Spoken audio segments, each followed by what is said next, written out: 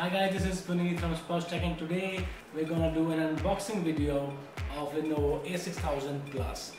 This phone is available in India for around 7,000 rupees and initially it was available registration only, but now it's readily available with Flipkart.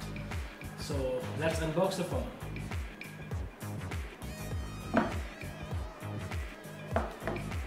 This is the phone. As you can see, it's pretty slim and I like the looks of it. It's all black. The back have the matte finish and the front have 5 inches 720p display. About internals of it, it is running a quad-core processor with 64-bit Snapdragon chipset. It have 2 gigs of RAM. That's a very good thing for this price, this point of price. And it has 16 GB of internal memory, and you also have the option of expanding the memory. What else is in the box? Let's dig in. The manuals. I like the box. I mean, it's really nice and red, vibrant color. They have provided one screen guard, so it's quite a nice battery, and it's also a very slim battery. The battery is of 2300 mAh. This is a pretty nice size battery, also light and slim. So it goes with the slim profile of the phone, and it does not add bulk as well as weight to the phone. We have with us the micro USB data cable and wall charger. Unfortunately, no headphones are included with the device, considering the price point of the phone, but a headset would have been a good thing, because I mean, for Indian buyers, the music is a pretty important aspect, and inclusion of an Lenovo branded headset will be a very good added advantage. So we'll just power up the phone initially.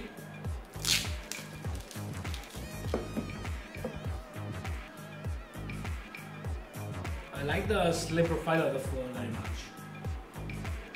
So here they have given the back cover opener slot. It have it's a dual SIM phone, and both SIMs are 4G LTE ready. So that's a very good thing, because Airtel have started rolling out 4G in select its centers. Like Delhi NCR recently got 4G connectivity. Bangalore already have that. So having a 4G SIM is a pretty good thing. So let's pack the phone now. As I said, the slim profile is still maintained, the lightweight profile is still maintained with the additional battery. That's a very good thing. It does not add bulk to the phone. So we are booting the phone for the very first time.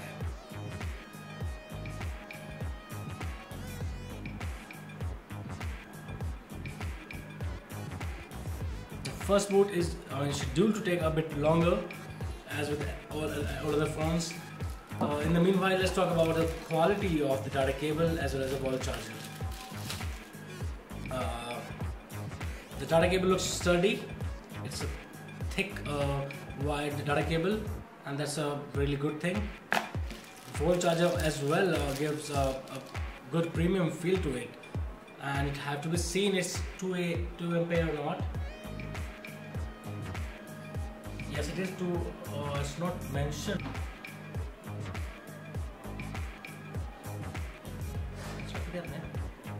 The phone is taking a bit longer to boot as compared to the phones.